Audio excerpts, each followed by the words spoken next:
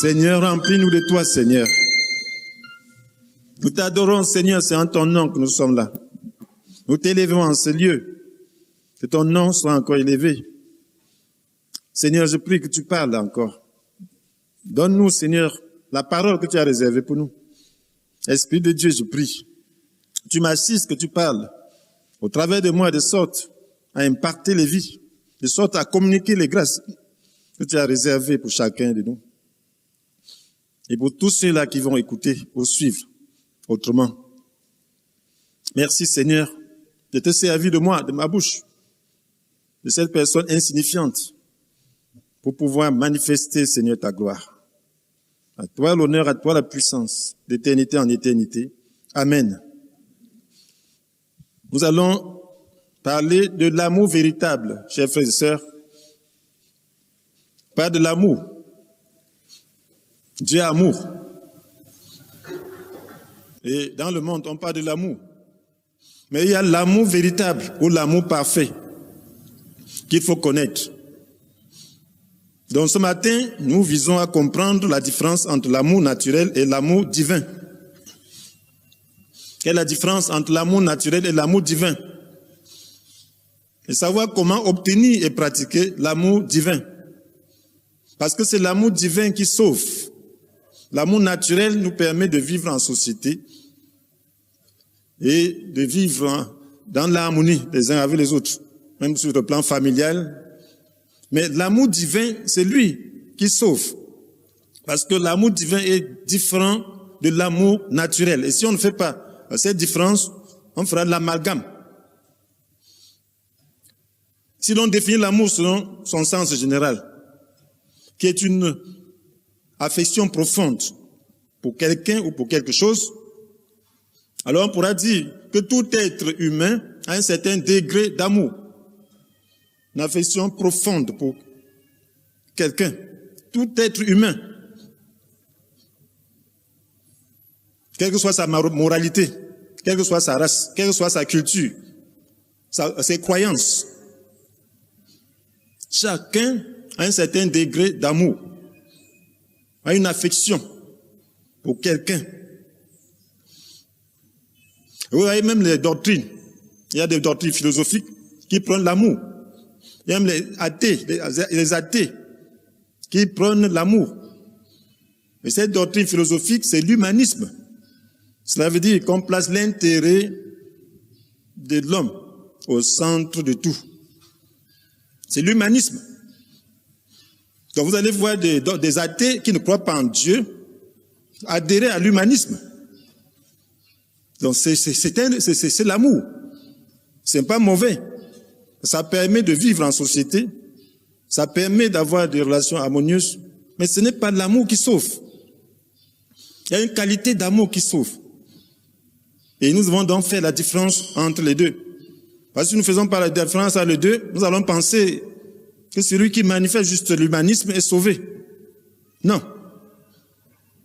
L'humanisme ne sauve pas. Parce que les œuvres ne sauvent pas. L'homme n'est pas sauvé par des œuvres. Donc c'est la foi en Dieu qui sauve. Et vous allez voir que Dieu met en contradiction cet amour juste naturel avec son amour. L'amour que Dieu dit qu'entend par amour véritable. Parce que l'amour véritable vient de Dieu. Alors dans 1 Corinthiens chapitre 13 verset 3, la Bible nous dit: si même je sacrifiais tous mes biens jusqu'à ma vie pour aider les autres, au point de pouvoir m'en vanter, si je n'ai pas l'amour, cela ne me sert de rien. Comment Dieu peut dire que si même je sacrifiais tous mes biens jusqu'à ma vie pour aider les autres? Ça, c'est l'humanisme. Pour aider les autres. Jusqu'à pouvoir m'en vanter, s'il n'est pas de l'amour, cela ne me sert de rien. L'amour dont Dieu parle ici, c'est quoi? C'est l'amour véritable. C'est l'amour parfait. Ça veut dire que tu peux sacrifier tes biens, tu peux courir le monde comme aujourd'hui pour aider les autres contre le coronavirus. C'est de l'amour. C'est l'humanisme. Mais c'est pas de l'amour parfait. C'est pas mauvais. On doit être humain. On doit avoir de l'amour pour les siens. On doit avoir l'amour pour ceux qui nous environnent. Mais ce n'est pas ça l'amour parfait. J'ai dit que si même je sacrifiais tous mes biens, jusqu'à ma vie, au point de pouvoir, pour aider les autres, au point de pouvoir m'en vanter, si je n'ai pas de l'amour, ça ne me sert de rien. Cela veut dire que ça va finir ici-bas. Je serai acclamé. Je serai respecté. Les gens vont me rendre cet amour. Mais ça s'arrête ici et ça n'aura servi à rien pour le salut. Parce que le salut, c'est l'amour parfait. Lorsque Dieu dit que l'amour vient de Dieu, lorsque Dieu dit d'aimer son prochain comme soi-même, il veut parler d'aimer de l'amour divin, parce que tu ne peux pas le faire de manière humaine. C'est pas possible. Donc il y a un amour qui sauve. L'amour dont Dieu parle ici, que si je n'ai pas l'amour, ça ne me sert de rien. C'est l'amour qui sauve. L'amour qui sauve est différent de l'amour filial, de l'amour juste l'amitié. C'est l'amour qui vient de Dieu. Et donc nous avons besoin donc de comprendre, nous poser quelques questions pour pouvoir comprendre la différence entre l'amour humain et l'amour divin. Alors, nous allons poser trois questions pour pouvoir cerner le sujet. Quel est le champ de l'amour véritable? Quel est le champ de l'amour véritable ou de l'amour parfait? Dans un deuxième temps, nous allons nous poser la question, qu'est-ce que l'amour parfait? Et quelle est la motivation de l'amour parfait? Quel est le champ de l'amour véritable, frères et sœurs? Vous savez, l'amour naturel est limité. L'amour naturel se limite à ses proches, ça veut dire ses parentés, ses amis, et même à certaines personnes qui témoignent de la bonté. Voilà l'humour humain. Mais le champ de l'amour divin est vaste. Le champ de l'amour divin est illimité. Voilà pourquoi la Bible nous dit, frères et sœurs, dans Éphésiens chapitre 3, verset 17, le Seigneur nous dit que le Christ habite dans votre cœur par la foi, enraciné et solidement fondé dans l'amour. Vous comprendrez, avec tous ceux qui appartiennent à Dieu, combien l'amour du Christ est large, long, élevé, profond. Est-ce que vous pouvez mesurer? Ça veut dire que l'amour divin englobe toute l'humanité. L'amour divin englobe tout l'univers. Si tu ne peux pas mesurer, enraciné solidement fondé dans l'amour, vous comprendrez avec tous ceux qui appartiennent à Dieu combien l'amour du Christ est large, long, élevé, profond. Vous voyez, l'amour maintenant naturel.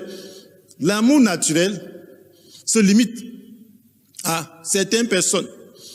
Tout cela, le Seigneur nous dit dans Matthieu chapitre 5, au verset 46 à 48, il dit, si vous aimez seulement ceux qui vous aiment, allez-vous prétendre à une récompense pour cela?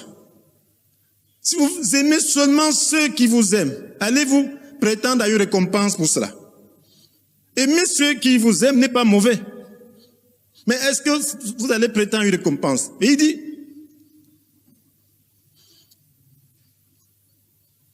les collecteurs d'impôts, eux-mêmes, n'en font-ils pas autant? Si vous aimez seulement ceux qui vous aiment, allez-vous prétendre à une récompense pour cela? Les collecteurs d'impôts, mes frères et sœurs, les collecteurs d'impôts, c'était qui? Eux-mêmes n'en font-ils pas autant? C'était des gens de mauvaise vie. C'était des gens qu'on appelle des pécheurs. Dieu dit que si tu aimes seulement ceux qui t'aiment, tu n'es pas différent du collecteur d'impôts. Parce que même le collecteur d'impôts, même les voleurs manifestent un tel amour. C'est un amour humain. Un amour humain n'est récompensé qu'ici. Alors, allez-vous prétendre à une récompense pour cela? Dieu dit que pour avoir la récompense, il faut manifester un autre amour qui est au-dessus de l'amour humain. C'est l'amour divin.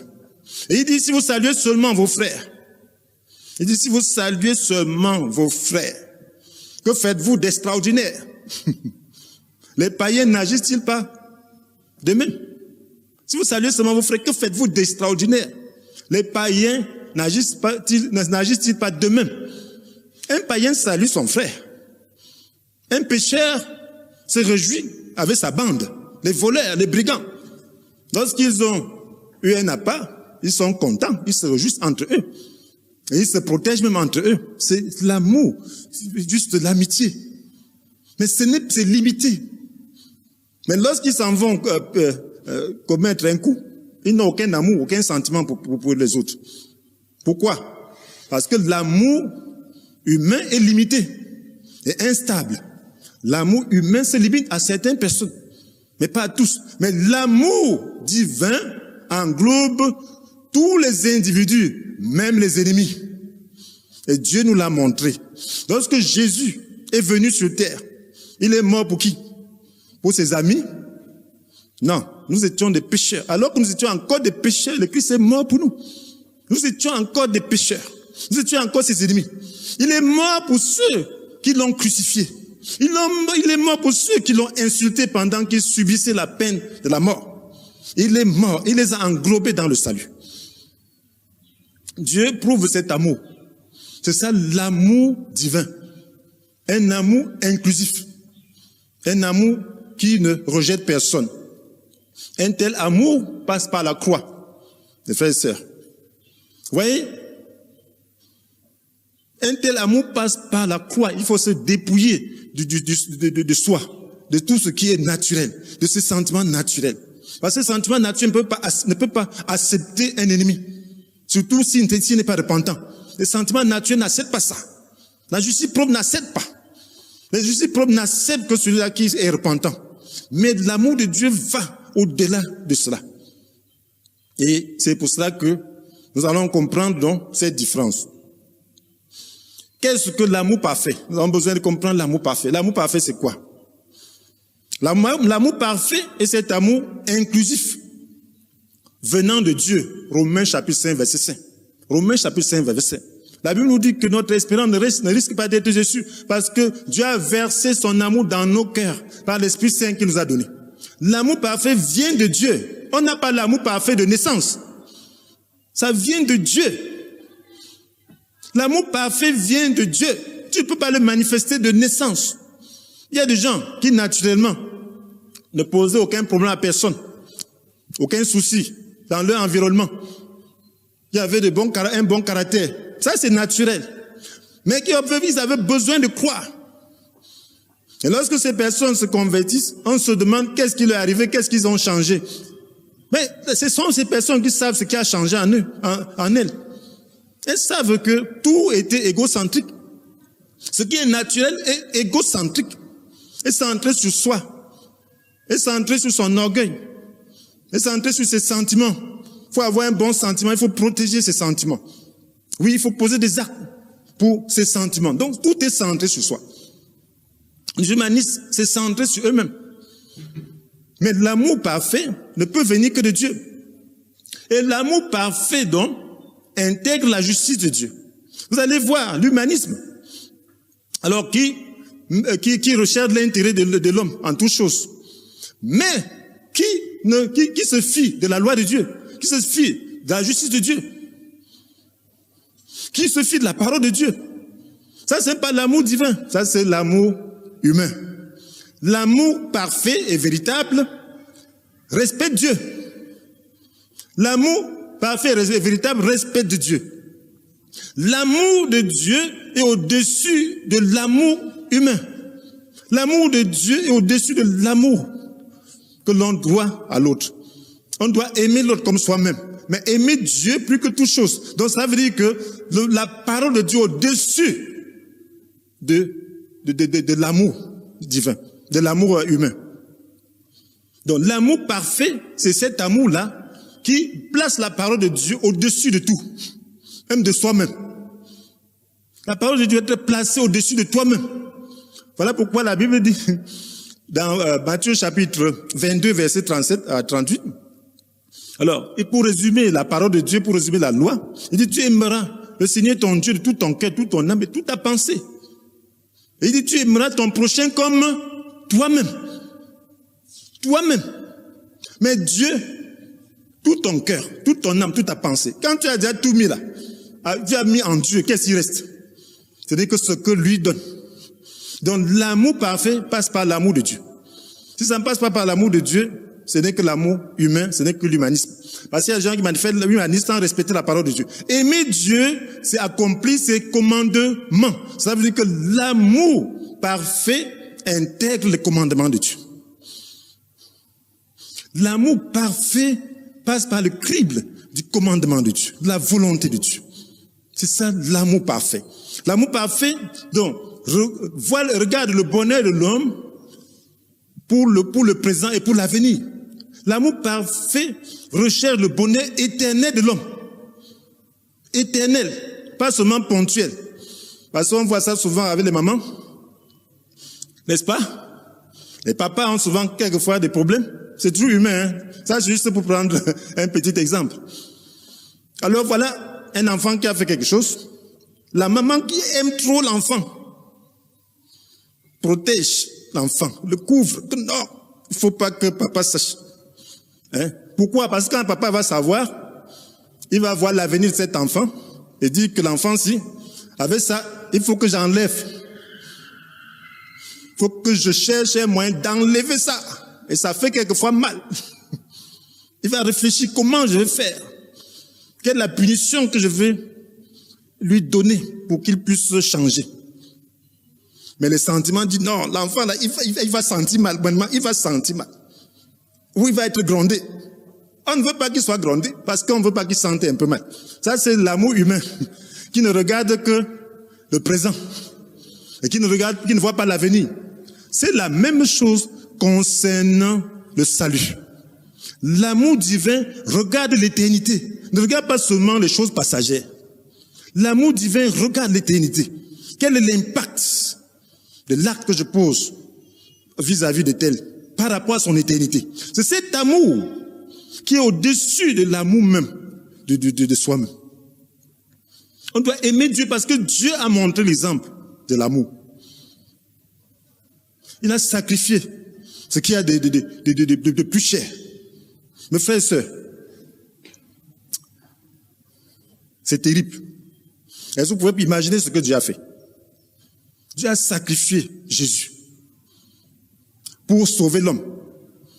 Alors il a élevé, il a payé un prix plus cher que celui de la création.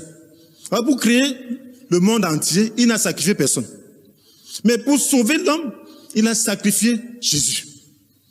Ça, c'est l'amour divin.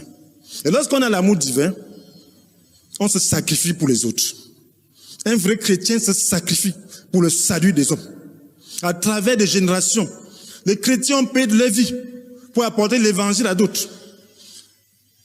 Mus par l'amour divin, mus par le salut, lorsqu'ils voient la perdition éternelle de l'homme, l'amour le pousse à consentir le sacrifice, à résister contre la persécution. Alors lorsque j'ai prêché à ma famille après avoir cru, j'étais rejeté, j'étais persécuté. Mais qu'est-ce qui me faisait tenir? Parce que je regardais leur avenir. J'ai insisté, j'ai supporté, insisté et triomphé. C'est ça l'amour divin. L'amour charnel, l'amour humain, c'est pas grave.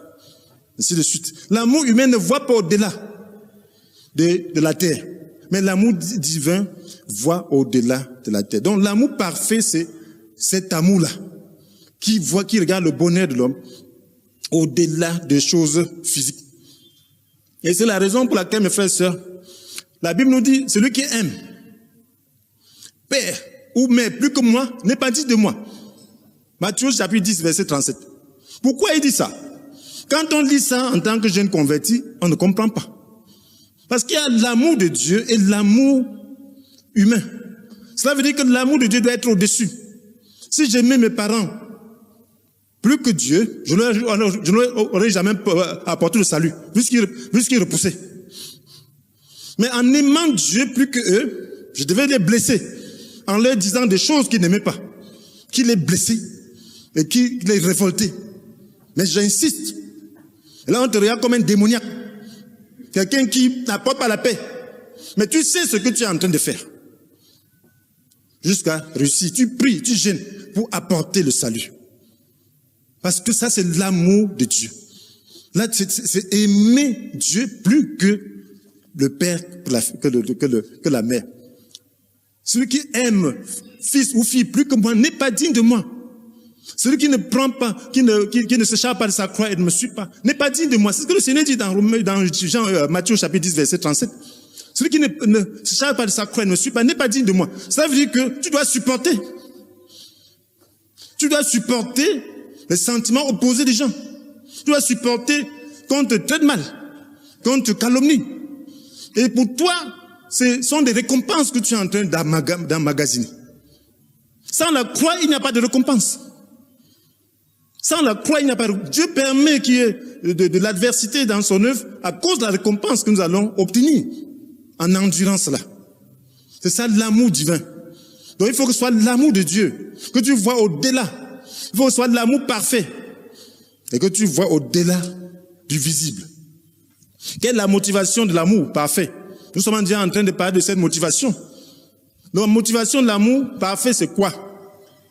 L'amour parfait est fondé sur la foi. Mon frère, tu ne peux pas juste aimer comme ça sans la foi. Parce qu'il faut la foi. Parce que l'amour a des difficultés. L'amour je veux dire, l'amour a des difficultés d'opposition. Voilà. L'amour a de l'opposition. L'amour vrai a de l'opposition. L'amour parfait a de l'opposition. Et il faut être motivé. Quelle est la motivation de l'amour? La motivation de l'amour porte sur la récompense future. La récompense future est la motivation de l'amour parfait. Parce que l'amour parfait repose sur la foi. Donc c'est pas la foi qu'on obtient le Saint-Esprit, c'est pas la foi qu'on manifeste la vie de l'Esprit, c'est pas la foi qu'on triomphe de l'amour humain, que sont les sentiments, les préférences, pour pouvoir manifester l'amour de Dieu. Donc l'amour de Dieu, l'amour parfait est une attitude. L'amour parfait, c'est une personne. L'amour parfait, c'est Dieu. Donc il faut maintenant triompher de son amour humain pour pouvoir manifester l'amour parfait. Là où l'amour humain veut prendre le dessus, alors l'amour de Dieu doit contrôler. Vous voyez, les humanistes, alors ils recherchent l'intérêt des hommes dans toutes choses. Et finalement, de manière insidieuse, ils placent l'homme au-dessus de Dieu. Ils n'obéissent pas au commandement de Dieu. Donc l'homme devient le Dieu. Dieu n'existe pas. C'est l'homme qui existe, c'est lui que nous voyons. Mais il a donné sa parole. Il se manifeste par son esprit. On doit tenir compte de sa parole. Dieu ne dit pas de ne pas aimer l'homme, mais il dit d'aimer l'homme de manière parfaite. De manière parfaite. Pas juste sentimentalement.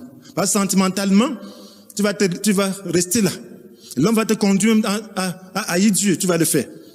L'homme va te conduire à détester Dieu, tu vas le faire. L'homme va te conduire à briser le commandement de Dieu, tu vas le faire. C'est ça l'amour humain. Mais l'amour parfait tient compte de Dieu. Dieu est à craindre, Dieu est à respecter.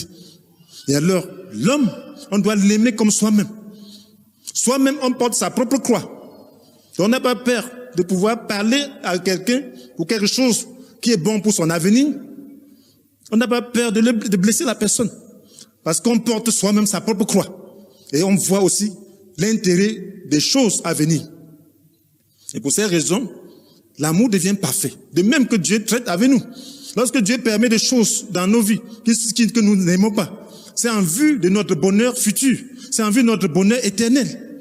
Parce qu'il dit, à quoi sert à un homme de gagner le monde entier si perd son âme? Donc nous ne vivons ici que pour quelques instants. Mais Dieu, il y a l'éternité qu'on doit vivre après ce monde. Voyez, frères et sœurs, la motivation de l'amour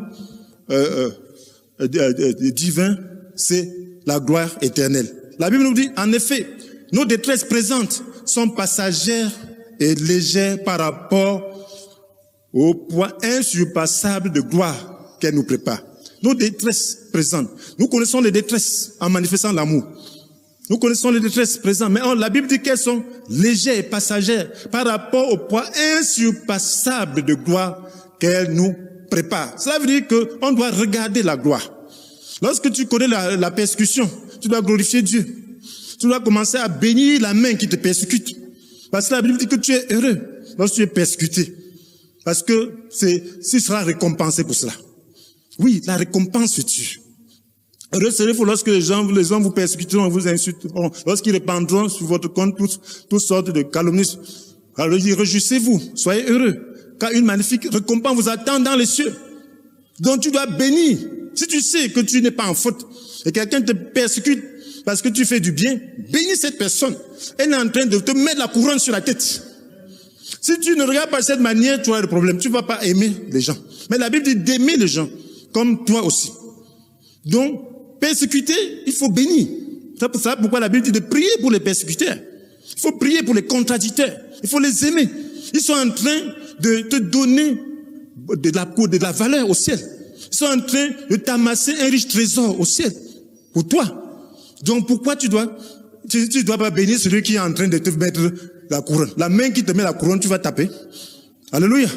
La main qui te met la couronne, bénis-la. Que Dieu te bénisse. Alléluia.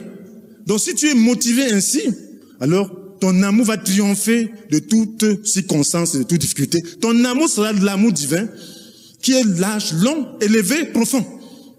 Amen. C'est ça l'amour de Dieu. Ça va englober tout le monde. Ça va englober ceux qui te calomnient, ceux qui te font du mal, ceux qui s'opposent à toi. Ça va englober ceux qui t'aiment aussi. Ça va englober. Amen. Ceux qui t'aiment reçoivent toujours une double portion. Même Jésus avait des gens avec qui il avait de bons sentiments. Amen. Oui, comme Jean. Hein? Donc, il avait aussi des compagnies qu'il pouvait avoir où il se sentait mieux. Donc, c'est la même chose. Un humain, c'est un humain. Donc, ça veut dire que, frères et sœurs, la Bible nous dit, et nous ne portons pas notre attention sur les choses visibles. Et nous ne portons pas notre attention sur les choses visibles, mais sur les réalités encore invisibles. Car les réalités visibles ne durent qu'un instant, mais les invisibles demeurent éternellement. Alléluia. Les réalités visibles ne durent qu'un instant, mais les invisibles demeurent éternellement. Donc un croyant doit manifester l'amour divin, donc il doit porter son attention sur les choses invisibles, les réalités invisibles, sur la gloire éternelle de Dieu, sur la récompense future, sur l'enlèvement, sur le royaume de Dieu. Ça doit le motiver. Ce qui fait que lorsqu'il vit le présent, il a en vue l'avenir. Et c'est ça qui a motivé Jésus. La Bible nous dit dans Hébreux chapitre 12, verset 2, gardons les yeux fixés sur Jésus, qui nous a ouvert le chemin de la foi et qui la porte à la perfection. Parce qu'il avait en vue la joie qui lui était réservée, il a enduré la mort sur la croix, en méprisant la honte attachée à un tel supplice. Amen. Oui, il avait quoi? Parce qu'il avait en vue la joie qui lui était réservée. Lorsqu'il vient ici-bas, il savait la suite. Malgré ses épreuves, il pouvait supporter tout ça. Il savait que c'est pour un temps. Pour cette raison, il portait ses regards sur la gloire éternelle. Il a enduré la mort sur la croix en méprisant la honte attachée à un tel supplice. Et désormais, il siège à la droite du trône de Dieu. Voilà, tu vas voir quelqu'un qui creuse la terre pour chercher l'or ou pour chercher autre chose de valeur. Tu le vois creuse la boue. Tu dis, voilà le monsieur là, il est sale. Et ainsi de suite. Mais il sait ce qu'il fait. Venez vous moquer de lui. Il a la boue partout. Mais lorsqu'il va prendre son lingot d'or, il sera content. Parce qu'il savait ce qu'il cherchait. C'est la même chose. On méprise les chrétiens parce que l'homme est aveuglé par les choses visibles. Mais lorsque la réalité va se manifester, lorsque le jugement dernier va venir, c'est là où chacun va donner l'honneur à ceux-là qu'on méprise. Parce que Dieu est juste. Et le monde nous apprend déjà que le monde, ce n'est rien. C'est juste passager. Et Dieu ne nous empêche pas de gagner le monde pour le servir. Il ne nous empêche pas de vivre normalement dans ce monde. C'est en croyant même qu'on vit normalement parce qu'on est délivré de toute forme de passion, de toute forme de jalousie qui empêche l'homme de bien vivre. Donc on vit normalement, mais on porte le regard sur l'éternité. Alors nous voyons ainsi que l'amour parfait se démontre dans la crise. L'amour parfait se démontre dans la crise. Dieu a aimé l'homme d'un amour éternel. Qu'est-ce que l'homme a fait? L'homme l'a déçu en lui désobéissant.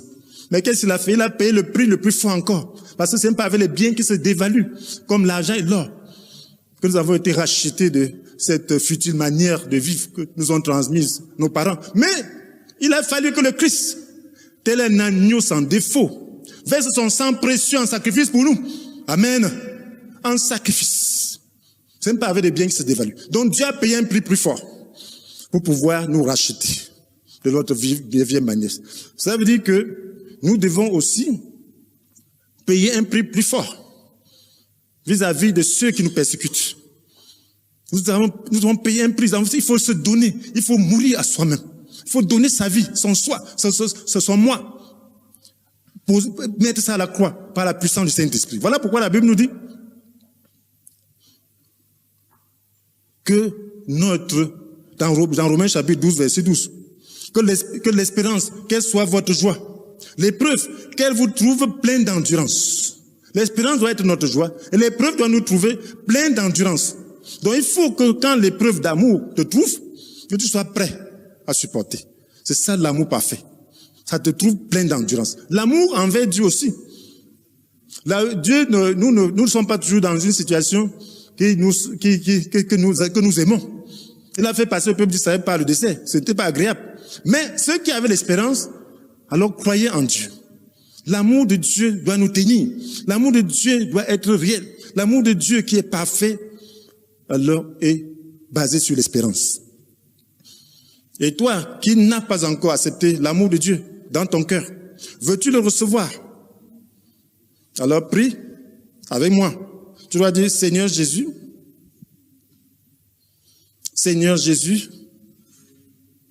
je comprends que ma compréhension de l'amour était trop limitée et imparfaite. Je voudrais recevoir en toi l'amour véritable. Pardonne ma vie égocentrique et irrespectueuse de ta parole. Je m'engage à changer par ta grâce. Viens dans ma vie et donne-moi ton amour par ton Esprit Saint. Merci pour ta fidélité. Amen. Que le Seigneur soit béni, qu'il soit glorifié. Seigneur Jésus, reçois toute la gloire. Merci pour l'amour, pour ton amour qui est si large, long, élevé, profond.